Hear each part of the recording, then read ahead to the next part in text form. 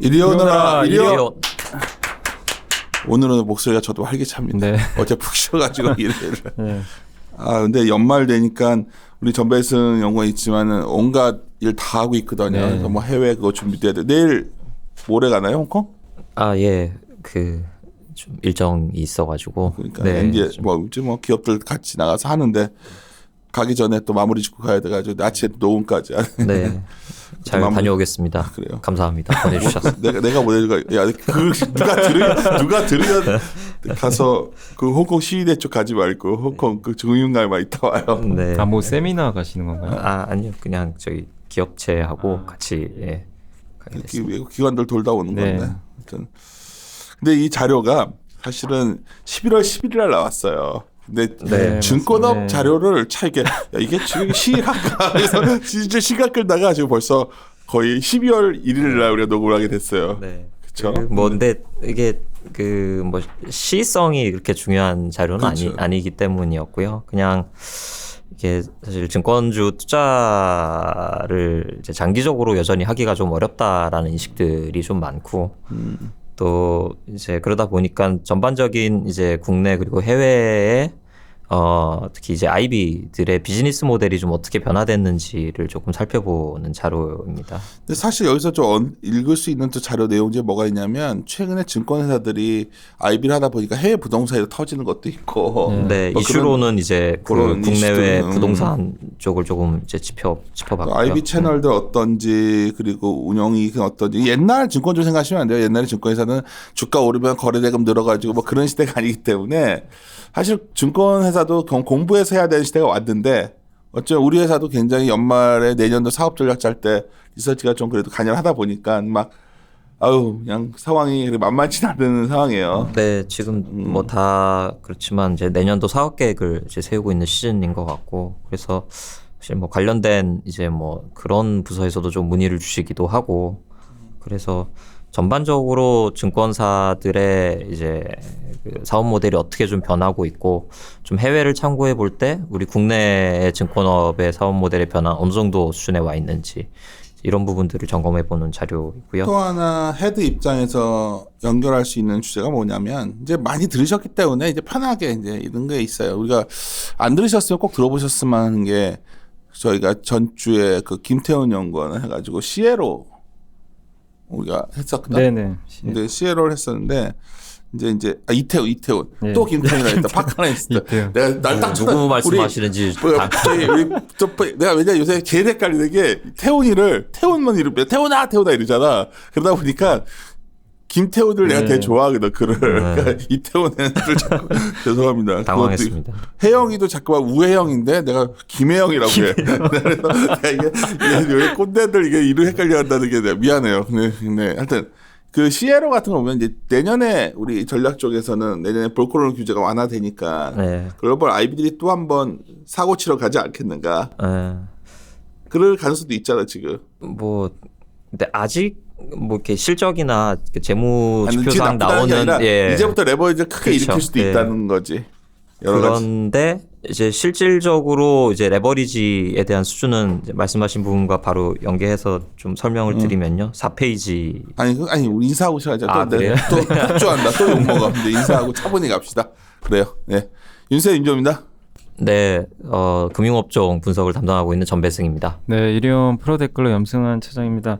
그 방금 이제 윤생님께서 그 채권편 잠깐 언급하신 대로 그 저도 사실 개인 투자자분들 관심이 있을까 했는데 댓글이 좀 의외로 달렸어요. 그래? 채권편 특히 그 시에로 말씀하셨잖아요. 그 위기 시나리오 그 부분 굉장히 인상적이고 또 한 분은 자기 공부하는 그 학회가 있나 봐요. 뭐 정확히 어떤 학회인지 모르겠는데 거기에도 좀 내용이 너무 좋아서 좀 공유를 했다라는 좀 그런 댓글이 달려서 내가 봤을 때는 좀 대단한 의외였습니다. 내용은 아니었거든. 근데 내가 항상 네. 느끼는 게 우리는 리퀘를 처리를 하다 보니까 리퀘스트라는 게 있어요. 네. 저희가 주요 거래처를 많은 거래처를 감당하다 보니까 헤드 입장에서 유리한 거는 무슨 리퀘가 오고 있고 무슨 지금 뭘 걱정하고 있고 뭘 하고 있나 그러니까 계속해서 우리가 시나리오나 그 위기 대응에 대한 고민도 하는데 네. 사실 언론에서 다루는 그 위기 대응 소위 뎁 문제잖아요. 뎁 문제. 네. 뎁이 터지냐. 이 부채가 큰데 뭐 신문에도 맨날 가계 부채 크다. 근데 이 부채가 금리 올라가면 부채 터진다가 가장 단순한 위험성이 아니야. 결국은 항상 위기는. 근데 이제 그 덱이 어떤 덱으로 구성되냐가 이제 되게 중요한데.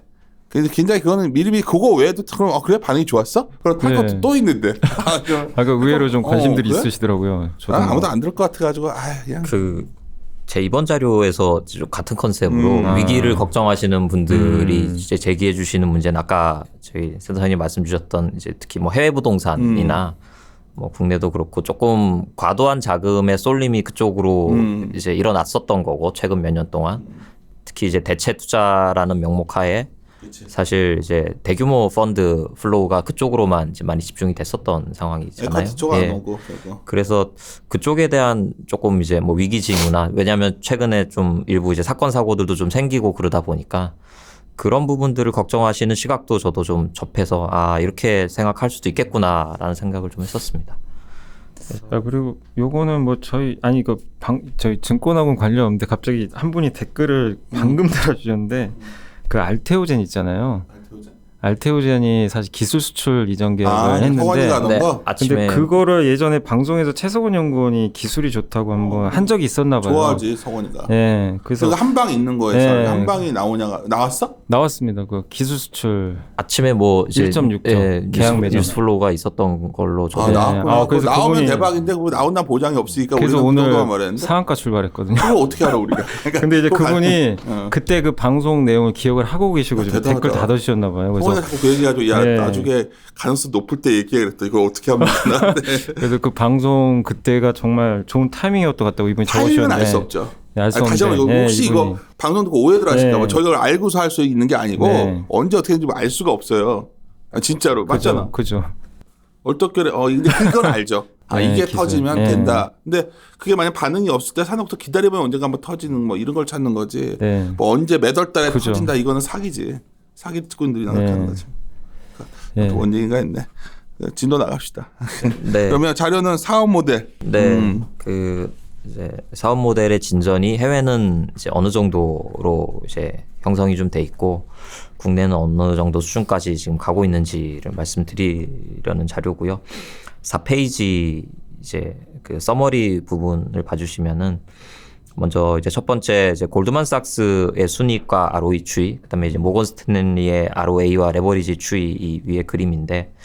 그 금융위기를 전후해서 이제 글로벌 IB들의 이제 수익 구조하고 전반적인 이 수익성 그리고 추구하고자 하는 이제 전략 모델이 좀 많이 바뀐 것 같아요. 그래서 그 이전과 이후를 볼 때 이전에는 사실 그 두 개의 그림을 같이 보시면 되는데 큰 레버리지를 써서 이제 ROE를 극대화하는 전략을 취했었거든요. 그러다 보니까 이제 수익성의 대표 지표인 ROE 같은 경우가 막 30%까지도 그치. 가고 그랬었는데 이제 위기를 한번 맞고 이제 큰 변동성을 이제 거치면서 이제 이때부터 이제 금융 규제나 이런 것들이 이제 시작이 됐던 거죠. 아까 센터장님 말씀하신 대로 볼커룰이나 뭐 이런 것들이 이제 대표적인데 그러다 보니까 예전처럼 이 재무 레버리지를 이제 크게 활용을 못 하니까 그 레버리지 수준이 크게 떨어지면서 이제 ROE의 수준도 떨어진 거거든요. 그래서 이러한 형태로 이제 이제 추구할 수 있는 사업의 그 방향성이 바뀌다 보니까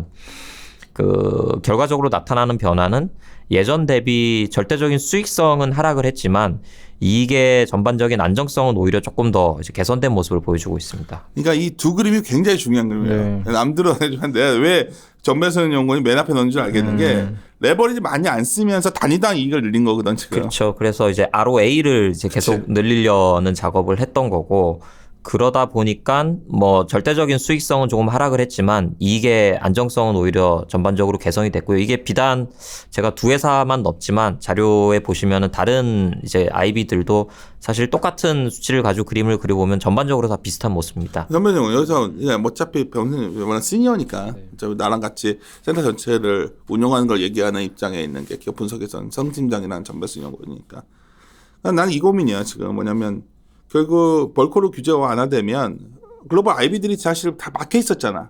네. 레버리지 더 쓰지 않겠어? 약간 최근에 제가 이제 뭐 분기나 이런 데이터들로 보니까 그럴 수 있는 가능성은 조금 열려가는 것 같아요. 그러니까. 특히 이제 트럼프 행정부 들어가지고 그 금융 규제 완화나 이런 쪽을 계속 지금 얘기를 하다 보니까 그렇게 완화 시작인데 네, 내년 이미 초에? 시작이 됐고 여긴 없지만 상업은행 같은 경우는 지금 트레이딩 계정이나 이런 규모들이 조금 사실 올라오는 모습들을 좀 다들 보여주더라고요. 못했잖아 사실. 네. 금융위기가 딱 터지니까 10년 전에 터지니까 그때 다 막아버렸거든. 네. 게이트를 막아버린 상태 게이트를 열어준단 말이야 내년부터. 조금씩 그럼, 그치. 예, 그런 부분에서 이제 변화가 이제 올 수도 있는 그런 환경은 맞는 것 같아요. 프로데크를 봤을 때도 그 ROE만 올라왔지 ROA 같은 경우에 그러니까 레버리지 같은 경우 되게 낮게 유지했다는 거는 이거 다른 말로 하면 철저하게 어쩌면 안정적인 짜리 모험을 안 했다는 거지. 지금 부채가 많아도 그렇죠. 터질 일이 적다는 이게 얘기야. 뭐 100% 규제만의 영향이라고 그렇진 보기는 않지. 힘든데요. 그러니까 근데 또 금융위기 이전과 이후의 자본시장의 전반적인 뭐 성장의 성격이나 성장의 규모나 그리고 또 전체적인 이제 뭐 경제 성장률이나 이런 것들이 사실 많이 둔화됐기 때문에 이전처럼 그렇게 폭발적으로 자본시장이 성장하는 기회를 조금 노리기가 힘들어졌다라는 걸 반증하기도 또 하는 부분이긴 하거든요. 그래서 사실 뭐 그런 규제 측면, 그다음에 이제 자본시장의 활동성 이런 것들이 좀 복합적으로 작용을 하다 보니까 결과적으로 이제 이러한 그림들이 나타나는 것 같아요. 그래서 어쨌든 이제 그 나타나는 지금의 ROE 레벨은 한 10% 내외에서 이렇게 좀 안정적으로 유지되는 이런 정도가 글로벌 IB들이 지금 공통적으로 추구하고 있는 어떤 이제 사업 모델이다 이렇게 말씀드릴 수 있겠습니다.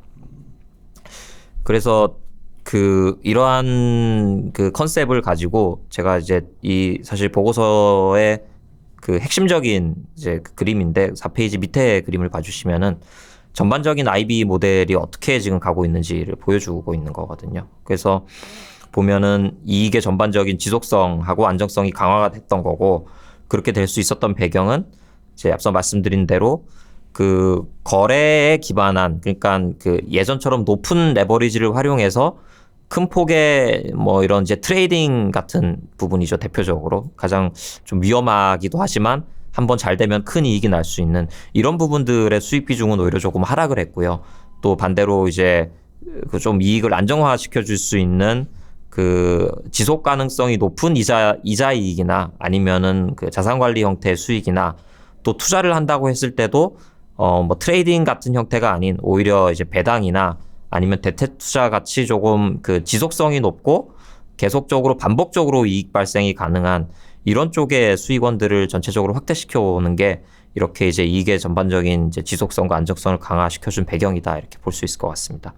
그리고 물론 이제 트레이딩도 있지만 그 과거처럼 그 자본시장의 거래에 의존했던 그 결국 이제 수수료 수익 비중 역시 같은 기간 전반적으로 하락을 하게 되는 상황도 같이 나타나고 있는 거고요. 그래서 이러한 부분들이 사실 전체적으로 글로벌 IB들이 최근 뭐 이제 짧게는 뭐 한 3, 4년 길게는 한 10년 동안 변화돼 왔던 사업 모델의 특징이다라고 이제 볼 수 있습니다. 근데 여기서 이제 조금 이제 그 도출해 볼 수 있는 결론이 이익의 안정성을 높이려다 보니까 그 예전에는 크게 집중하지 않았던 이자 이익이나 그러니까. 아니면은 뭐 자산 관리 쪽에서 발생하는 뭐 일종의 AUM이죠. 그러니까 AUM을 일단 가지고 있으면은 거기서는 이제 따박따박 이익들이 발생하는 이런 피 비즈니스나 AU 이렇게 하면 이해 못하는 분들이 네. 많아. 풀어서 설명해줘. 그 관리 자산 그죠. 예, 그 관리 네. 약자가 뭐냐 나도 모르겠다. AU 맨날 가지고. 너도 기억. 에셋 언더 매니지먼트죠. 맞죠. 예. 그래서 그 관리 자산을 일단은 그러니까 이런 거죠. 일정 규모 이상이 되는 관리 자산을 계속 이제 보유를 하고 있으면은 거기서는 사실 그 수수료 같은 뭐 수수료 보수라고 저희가 보지만 수수료보다는 보수 쪽에 가까운 수익들이 많이 발생을 하게 되거든요. 그래서 이렇게 되면은 결과적으로 나타난 현상이 뭐냐면은 이자와 그다음에 피 비즈니스를 강화하다 보니까 소매금융 쪽에 IB들이 계속적으로 좀 더 많은 진출을 하는 이런 조금 특이한 이제 결과들이 나타나게 되더라고요. 그래서 이 영역은 사실 뭐 전통적으로 보면은 상업은행이나 이제 이런 쪽에 그 소위 집중된 영역이었는데 IB들이 자본시장과 관련된 이제 그 비즈니스 의존도를 좀 축소시키다 보니까 이러한 리테일 사이드에서 조금씩 지배력을 가져가야 되는 형태의 일종의 그 뭐 헤게모니 변화 이런 것들이 좀 감지된다라는 게 제가 볼 때는 조금 특징적인 부분이었습니다. 그리고 또 하나는 이렇게 리테일 쪽에 IB들이 진출을 하려고 하면은 기존 그 커머셜 뱅크들보다는 이제 그 지점망이나 이런 게 좀 열의에 있다 보니까 그들만의 차별 전략을 이제 구사해야 되거든요. 이제 그때 집중적으로 공통적으로 활용을 했던 게 디지털망이라는 거죠. 그래서 특히 이제 모바일이나 이런 쪽 최근에 많이 발달되는 쪽에 기회를 활용을 해서 이러한 디지털 채널을 중심으로 리테일 쪽의 지배력을 확대하고자 하는 게 최근 사실 그 글로벌 IB들의 공통적인 이제 일종의 전략 과제다라고 볼 수가 있습니다. 네, 그래서 이러한 우리나라도 그림이 좀 이런 식으로 가는 건가 그러면? 조금씩 저도 이제 변화하고 있는 것 약간 같아요. 다른 것 같기도 하고. 맞습니다. 좀 다른 부분도 있고 이제 같은 부분도 있는데 우리는 이제서야 IB 쪽이 이렇게 그거 된 거 아니야? 조금 보면은 전반적으로 어쨌든 형태는 이제 구성은 다르지만 이자익이 좀 늘어나고 있는 거는 국내 이제 증권사들도 마찬가지고요. 그리고 뭐 이제 특정 증권사 같은 경우는 이제 이 디지털 채널을 활용하기 위해서 조금 뭐 이렇게 제휴나 이런 걸 하는 모습들도 좀 보이고 그래서 제 생각에는 이 글로벌 트렌드이기 때문에 저희도 좀 이제 따라가는 모습은 나오고 있다 이렇게 보고 있습니다. 그래서 이러한 이제 그 모델들이 어떻게 변화하고 있는지를 조금 세부적으로 이제 말씀을 드릴 수 있을 것 같은데 이제 그걸 좀 본문을 통해서 좀 말씀을 드리겠습니다. 네, 우선 첫 번째 파트의 9페이지를 봐주시면은 사실 보고서를 작성하게 된 배경인데 그 글로벌리 IB들하고 국내 증권사들의 이제 밸류에이션 분포가 어떻게 돼 있는지를 보여주는 모습이거든요. 그래서 보시면은 그 유사한 수준의 ROE를 창출하는 그 글로벌 IB 대비 국내 증권사, 국내 IB들은 조금 더 낮은 밸류에이션을 받고 있다라는 상황이고요. 그러니까 이걸 이제 어떻게 해석해야 될지가 조금 이제 고민이 되는 부분이었는데 1차적으로는 뭐 이거를 저도 뭐 투자자분들 만나 뵙고 하다 보니까 국내 시장에 대한 할인이다라고 좀 평가를 하시는 분도 계시고 그게 난 네. 정확하다 봐. 네. 우리가 전부 ROE 레벨을 보면 PBR 이거 받는 게 말이 안 되면 한국에 대한 디스카운트가 증권업체에 가장 심하게 있다. 뭐 증권업 자체가 이제 그 자본시장과 주식시장을 반영하는 규제라든가 여러 가지 한국의 어떤 처한 현실, 금융산업에 대한 이 디스카운트가 진짜 그러니까 9페이지에 정부 정책 관계자 이거 그림 한번 봤으면 좋겠어. 아무리 정책을 내놓는다 해서 이게 변화가 없으면 근데 이렇게 왜 디스카운트를 받는 건가 지금 최근에 들어왔점 더. 그렇죠. 그러니까 그게 이제 1번 이제 답변이 될 수 있는 거고. 근데 저는 뭐 제가 그쪽에 대해서 이제 그래. 말씀드릴 수 있는 입장은 아니까 저는 이제 비즈니스 모델 측면에서 이제 접근을 한 거고요. 그래서 이렇게 전체적으로 봤을 때 여전히 글로벌 IB 대비해서는 조금 이제 우리의 비즈니스 모델이 아직 좀 변동성이 못한 측면이 있다라는 이제 결론을 도출했던 거고 그 같은 그림에서 좀 재밌게 보실 수 있는 게 지금 현재 글로벌 IB들 중에 가장 높은 수익성과 가장 높은 밸류에이션 프리미엄을 받고 있는 곳이 독보적으로 이제 맥커리를 꼽을 수가 있습니다. 그래서 여기는 이제 어떻게 이런 이제 상황이 가능한지를 먼저 조금 이제 살펴보는 게 아무래도 전반적인 이 내용을 말씀드리는데 좀 도움이 되실 것 같아가지고 15페이지를 봐주시면 되고요. 사실 맥코리야말로 이건 IB도 아니야. 네, 그래서 아까 사실 이게 우리도 맥코리 인프라 알잖아 이게 서머리에서 말씀드렸던 이제 그 모델이 사실 맥커리에 정확하게 좀 투영이 되고 있는 것 같은데 15페이지 그림 22번을 봐주시면은 맥커리가 자체적으로 이제 사업 부분들을 어떻게 구성하고 있는지를 보여주는 모습이거든요. 그래서 이제 크게 이렇게 두 가지로 나눠서 왼쪽에서 보시는 게 연금 형태의 사업 구조 부서를 이제 별도로 이제 분류를 하고요. 오른쪽에서 알고 있는 게 사실 우리한테 좀 익숙한 증권사들의 그 자본시장 관련된 모델인 거죠. 근데 이 두 부문의 전체적인 이익이 어떻게 흘러가는지를 16페이지에 있는 그림들에서 보실 수가 있습니다. 보면은 전체적으로 이제 수익을 끌어가고 그다음에 또 높은 수익성을 바탕으로 이익 기여를 높게 유지하고 있는 곳이 독보적으로 연금 형태 사업 모델이고요. 여기는 아까 말씀하셨던 이제 자산운용 관련된 이런 부분들이 이제 필두로 이걸 주도하고 있는 것이죠. 전배승용은 내 좀 마바라틱하게 얘기를 하면 네. 그러니까 이런 데는 뭐 사실 이런 거잖아요. 우리 증권 산업하면 시장과 막 연동돼 가지고 막 투자를 해 가지고 막 손해 보고 이거. 근데 얘네들은 이거 앞으로 좋은 비즈니스는 그냥 어떻게 보면 대출 하고 이자 받듯이 따박따박 쌓이는 그게 그렇죠. 그러니까 깔고 갈 수 있는 깔고 갈 수 있는 게 많아진다는 의미거든. 그리고 또 뭐 이제 그 인프라 그리고 뭐 부동산 대체 투자 이런 쪽의 흐름을 좀 가장 잘 타기도 한 것 같고요. 그래서 그런 쪽에서 이제 그 큰 수익이 나다 보니까 전체적으로 높은 ROE하고 이제 밸류에이션 프리미엄을 받고 있는 그런 회사의 형태를 ROE도 가지고 높지만 있습니다. 밸류에이션을 엄청 받는 거지. 안정적으로 보는 거. 이익이 계속된다 보는 거죠. 그렇죠. 그게 이제 핵심인데, 그러니까 금융사들이 같은 ROE를 사실 창출해도 지속성이 높고 안정성이 높은 수익원을 갖고 있는 회사들한테는 좀 더 높은 밸류에이션을 주는 경향이 있잖아요. 그래서 그런 거를 이제 잘 보여주는 대표적인 사례인 것 같습니다. 근데 이거는 이제 비단 맥쿼리뿐만의 모델은 아니고 다른 회사들도 좀 비슷한 모습을 가지고 있는데, 골드만삭스를 예를 들어서 말씀을 드리면은 바로 앞에 14페이지이고요. 14페이지에 그림 21번인데 여기도 이제 사업 부분들을 이렇게 이제 몇 가지로 나누어서 이제 가지고 있고, 두 번째 기관 고객과 관련된 부분이 우리가 알고 있는 전통 증권업의 또 이 사업 부분이거든요. 근데 골드만삭스는 내부적으로 이제 어떤 이제 전략을 가지고 있냐라고 하면은, 아까 맥쿼리는 이제 연금 형태 수익 모델을 추구하는 전략이었던 반면, 골드만삭스는 앞에 13페이지의 그림 18번을 보시면은 이제 그들 나름대로 리커링 레비뉴라 그래가지고 이제 반복적인 수익 비중을 계속 어느 정도 일정 부분 이상을 유지하겠다는 전략을 가지고 있습니다. 리커링 레베뉴라는 개념이 있는 건 내가 잘 처음. 그 밑에 그 이제 주석에 제가 써놨는데요. 보면은 이제 자산 운용이라든지 똑같습니다. 그다음에 이제 그 투자, 인베스팅이나 랜딩, 그다음에 그 또 기타 IB 부분 중에서 반복적으로 좀 그 수익이 발생하는 부분들을 그들이 이제 내부적으로 분류하기에 이거는 계속적으로 따박따박 이익이 발생한다라는 거를 IB가 이렇게, 어떤 딜을 성사시켜 놓으면 인벤토리 쌓아놓고 이렇게 하면서 그렇죠. 네. 따박따박 이게 그런 거고, 그거를 갖다가 네. 리커링 레베뉴라는 단어를 그렇죠. 그리고 또 이제 그 투자 활동이나 랜딩, 결국 또 대출도 여기 들어가는 거고요. 대출은 당연히. 네. 그리고 또 자산운용 똑같이 자산운용에서 발생하는 수익도 포함이 되고, 그래서 이쪽 비중을 좀 계속적으로 늘리려고 하고 있고, 실제로 그런 성과를 지금 많이 보여주고 있는 모습입니다. 그리고 또 하나는 17페이지의 모건 스탠리인데요.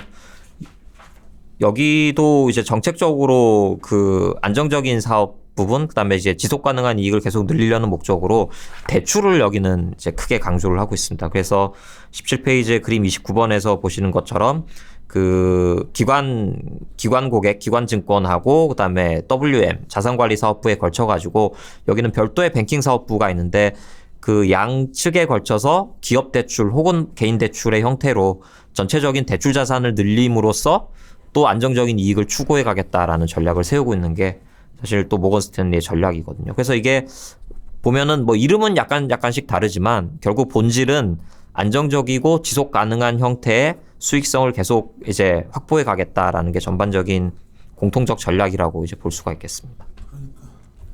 그래서 사실 뭐 내용들은 많지만 이 부분들이 이제 핵심적인 거거든요. 쉽게 해서 이자 받겠다는 거지, 투자는. 그렇죠. 이자를 받거나 투자를 해도 이제 거래에 의존한 이제 과거와 같은 트레이딩이 아니라 실질적인 인베스팅, 그러니까 뭐 배당 수익을 추구하거나 아니면 대체 투자나 이런 이제 형태로 안정적이고 지속 가능성이 높은. 난 이게 닭이든 네. 뭐냐 달걀이 뭐냐의 문제인데 네. 이게 왜 이렇게 되냐면 계속 말하지만 못하게 하니까 이거 한 거 아니냐는 거지, 내 말은. 못하게 하니까. 그렇죠. 예, 뭐 그런 부분이. 그게 못 싫게 하니까 자꾸 얘들. 근데 이제 그것도 있는데, 과도한 뭐 일종의 레버리지나 예전처럼 이제 파생 상품을 활용한 뭐 파생 상품 말하잖아요. 그 그런 CNO를 거를 그래서 얘기한 게 파생 상품이니까. 하다 이제. 보니까 또 이제 크게 뭐 손실이 나기도 하고 이런 이제 교훈도 있었던 것 같고, 그런 와중에서 또 규제도 강하게 들어가고 하다 보니까 이제 살아남을 수 있는 방법을 찾았던 거고, 그게 결국은 이제 뭐 이자익이나 예전에 하지 않았던 전체적으로 비즈니스가 된 액티비티가 거죠. 떨어진 것 같아, 전 세계가. 그렇죠. 네. 이게 지금 그러니까 왜 변동성이 로우 버라팅이냐 했을 때 이런 부분도 있거든. 굉장히 액티브하게 돈들이 태우는 게 아니라 굉장히 따박따박 분기마다 들어와야 되고 뭐 이런 식으로. 그렇죠. 그러니까 결과적으로 스트럭처를 짜니까 그렇게 지금. 그러니까 결과적으로 이익의 이 안정성은 상당히 높아진 결과는 초래됐는데, 이제 예전과 같은 고수익을 창출하기는 조금 힘든 구조가 돼버린 거죠. 네. 미국 같은 경우는 그러니까 이런 대형 회사들이 다 그러니까 이런 식의 지금 사업 구조로 지금 굉장히 안정적으로 수익을 내는 것 같긴 한데, 네. 다른 그러니까 미국도 사실 증권사 워낙 많잖아요. 네. 중소형 회사들도 대부분 이런 식으로 지금 따라가는 건가요? 아니면 좀 약간 약간 특화된 모델로 가는 건지? 그러니까 그 말씀하신 거랑 관련된 이제 내용을 조금 말씀드리면요. 네. 장군 갔다 오지 뭐. 네, 네. 좀 왔다 갔다 해서 그렇긴 한데, 그러니까 해외에는 사실 우리가 알고 있는 것보다 상당히 많은 이제 증권사들이 그죠. 있고요. 또 페이지 50페이지입니다. 50페이지고 이거는 이제 뭐 딱 IB라고 칭하는 건 아닌데 그림 137번을 보시면은 미국 전체적으로 브로커 딜러 이제 업무를 하는 전체적인 회사 수가 그래서 보시는 것처럼 거의 한 4,000개 가까이 되거든요.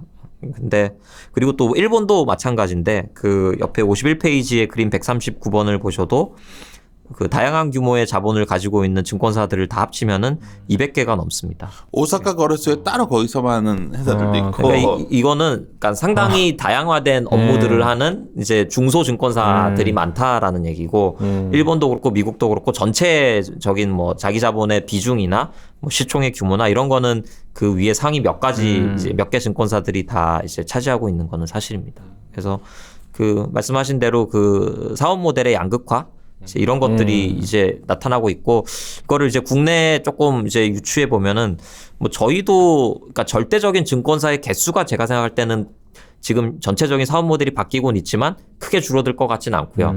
근데 다만 그 비즈니스 모델은 이제 회사별로 계속적으로 조금 이제 달라지는 형태로 자본에 따라 생각. 우리도 악착에 자본 늘리려고 그렇게 열심히 하는 거네요. 우리 회사도. 가지 않을까라는 예상을 할 수 있을 것 같아요. 그리고 또 이게 비단 증권사의 개수만 그런 게 아니라 그 같은 51페이지의 그림 141번에서 보실 수 있는 일본 증권업의 그 전체적인 직원 수 트렌드를 보셔도 이게 2000년 이후로는 거의 20년 동안 전체적인 숫자는 변화가 없습니다. 그래서 저 개인적으로는 이게 약간의 이제 희망적인 메시지라고 생각을 하고 그래서 물론 그렇죠. 그러니까 이게 특정한 사업 부분의 인원은 줄어드는 대신에 다른 사업 부분의 인원은 늘어나니까 전체적인 인원 수는 이렇게 유지가 되는 이런 그림인 것 같긴 한데 뭐 회사 개수도 그렇고 전체적인 이 종사자의 수도 그렇고 사업 모델이 바뀌어도 어쨌든 적어도 이제 급격하게 줄어들진 않는다. 이런 이제 결론은 저 개인적으로는 좀 생각을 하고 있습니다. 네, 좀 이제 왔다 갔다 하느라 뒤로 갔는데 다시 앞으로 오면은, 그러니까 사실 정리해서 말씀드리면은 그 이러한 그 이자이익이나 그 다음에 이제 배당 형태의 투자나 그리고 뭐 이제 전반적인 피 비즈니스나 이런 쪽을 중심으로 이제 이익의 안정성이 좀 보강이 됐다라는 말씀을 좀 드리고 싶었던 거고요. 그 다음에 또 조금 추가적으로 이제 말씀을 드리고 싶은 부분은 그 소매금융에 진출을 하다 보니까 필연적으로 디지털에 의존을 할 수밖에 없는데 어떤 형태로 그게 좀 이루어지고 있는지를 좀 보는 부분이고 페이지 29페이지입니다. 골드만삭스가 지금 현재 대표적으로 이제 가장 공격적인 IT 투자를 바탕으로 실제로 뭐 그 성격 자체를 일종의 IT 플러스 금융회사다라는 식으로 지금 가져가고 있는 것 같거든요. 그래서 전체 인력이 한 30% 정도가 IT 인력으로 지금 구성이 돼 있고, 그다음에 핀테크에 대해서도 계속 공격적으로 지금 투자를 하고 있는 상황이고, 제가 보니까 국내에 뭐 배달의 민족 뭐 이런 데도 일부 이제 투자를 했더라고요. 그리고 또 뭐 이제 해외에는 뭐 우버 같은 데랑도 많이 제휴를 하고 있는 사업 모델들이 많은 것 같고, 우버 이츠 뭐 이런 데들이랑도 많이 하고 있고, 그래서 이렇게 소매금융에 진출하기 위한 일종의 활로로서 계속적으로 디지털을 많이 활용을 하는 것 같아요. 그래서 실제로 페이지 30페이지를 보시면은 일단 최근에 출시한 애플카드라는 게 있습니다. 이거는 이제 골드만삭스가 실제로 발급사로 참여를 해가지고 미국에 아이폰이 있는 분들이라면 쉽게 다 이용을 할 수가 있는 그런 이제 그 지급결제망을 또 하나 가져가는 거고, 결국 이게 이제 골드만삭스가 제가 볼 때는 추구하고 있는 현재 그림인 것 같아요. 그러니까 그 어쩔 수 없이 리테일 쪽으로 계속 지배력을 가져가야 되다 보니까 디지털하고 이러한 지급결제, 일종의 이제 뱅킹 서비스랑도 계속 조금 맞물리는 그런 현상들이 나타나는 거고, 또 하나는 뭐 설립한 지는 몇 년 됐는데 2015년 16년부터 이제 영업을 하고 있는데요.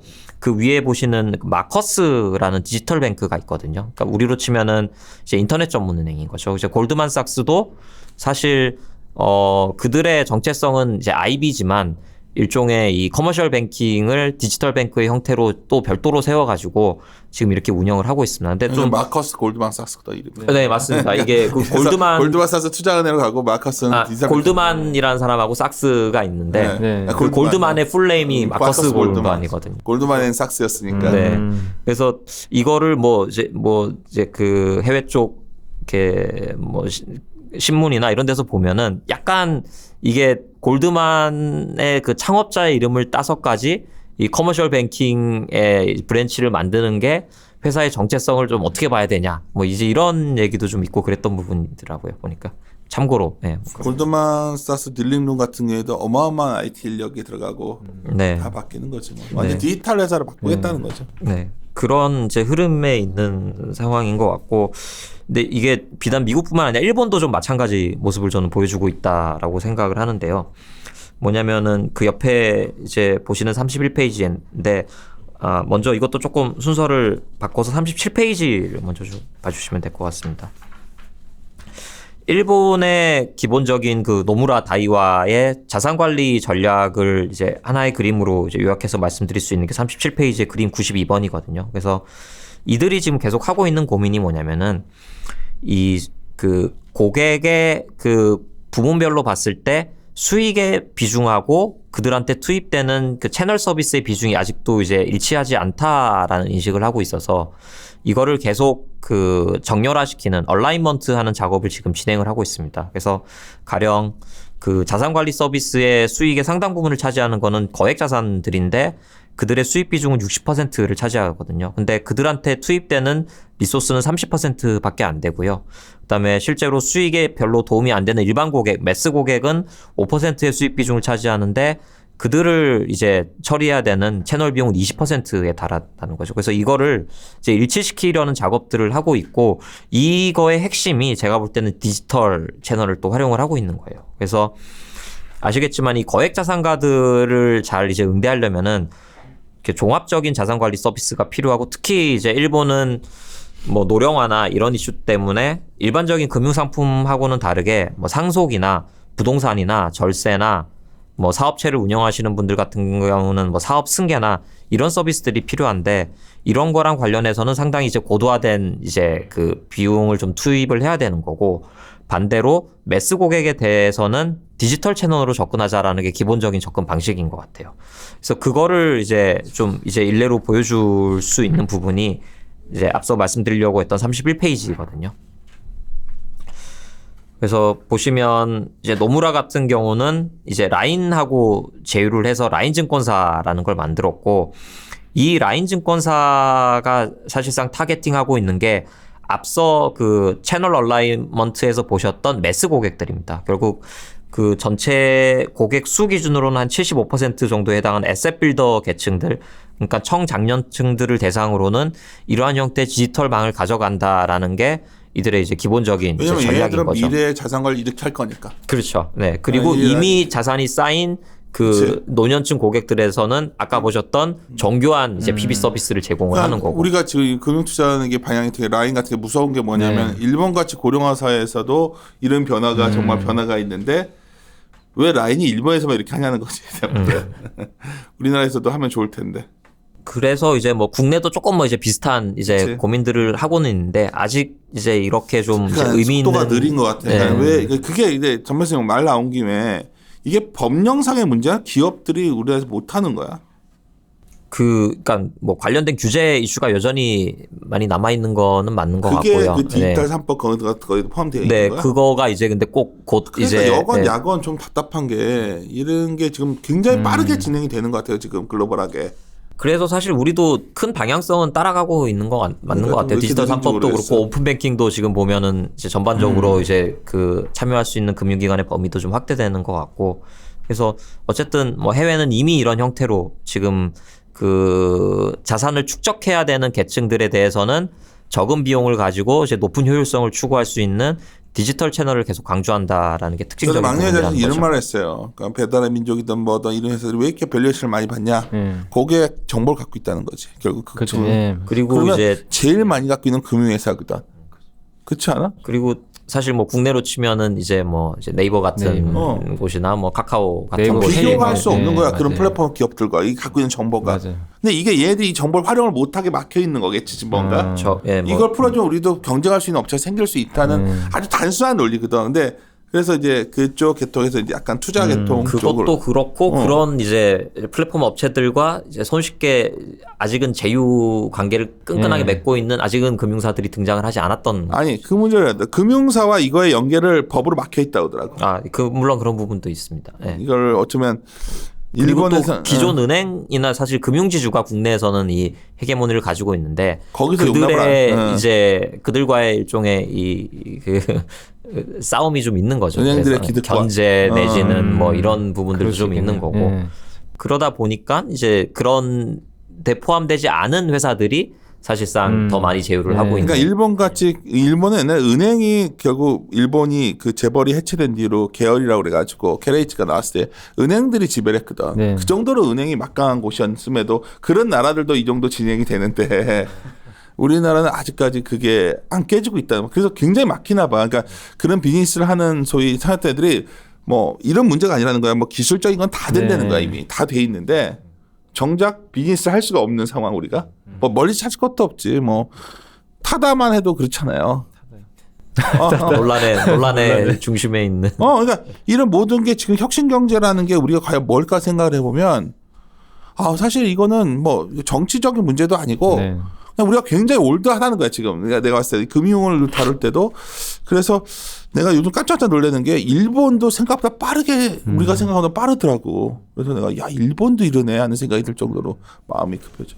그리고 사실 일본의 모델을 저는 조금 더 참고해 볼 수 네. 있는 게 그치. 가계 뭐 자산의 전반적인 구성이라든가 그다음에 또 뭐 조금 이제 부정적인 전망일 수는 있지만 뭐 전체적인 이제 경기의 흐름이나 네. 자본시장의 성장이라든가 이런 부분들도 그러한 형태를 추종할 가능성이 높다라는 시각이 좀 지배적이다 보니까 조금 더 참고해 볼 수 있을 만한 모델인 것 같아요. 오케이. 또 뭐 맨날 윤지호는 목만 옥소리 얹힌다고 이제 내가 어느 날부터 우리 프로데클러 댓글 보지 말라고 해서 이제 안 보기 시작했는데 이거는 내가 모르겠어요. 금융업 종사다 보니까 제가 몇 년 더 다니겠어요. 하지만 근데 베스한테 항상 하는 말이잖아. 뭔가 왜 우리가 더 고용이 창조 막혀 있을까 보면 뭔가 많이 막혀 있어. 이렇게 길 이쪽 길을 가려면 또 막혀 있고 저쪽 길도 막혀 있고 내년도 사업 계획 세우다 보니까 그런 생각이 더 들어. 응? 할 수 있는 게 글로벌 사례를 보고서 이런 것도 할 수 있을까 저런 것도 할 수 있을까 해보면 길들을 막아놓고서 있으니까 갈 길이 없으니까 다들 그냥 이런 상황이 아닐까. 그 전반적인 그 약간 높은 규제 리스크라는 부분이 금융주 주가에도 알게 모르게 좀 이 밸류에이션에 디스카운트 밸류야. 많이 사실은 반영이 그게 되는 디스카운트 거는 좀 부인하기 힘든 사실인 것 물론 같아요. 전배순 연구원 말대로 정보만의 문제가 아니라 금융 기득권들이 이거 절대로 안 넣으려고 하는 것 같아. 내가 보니까 그것도 너무 다 그 사람들의 의견대로만 돼서 올드한 상황인 것 네. 같아요. 그래서 그것도 깨져야 되고 하여튼 그런 상황에서 우리 잠깐 쉬었다가 국내 얘기부터 합시다. 이제 해볼 봤으니까. 예.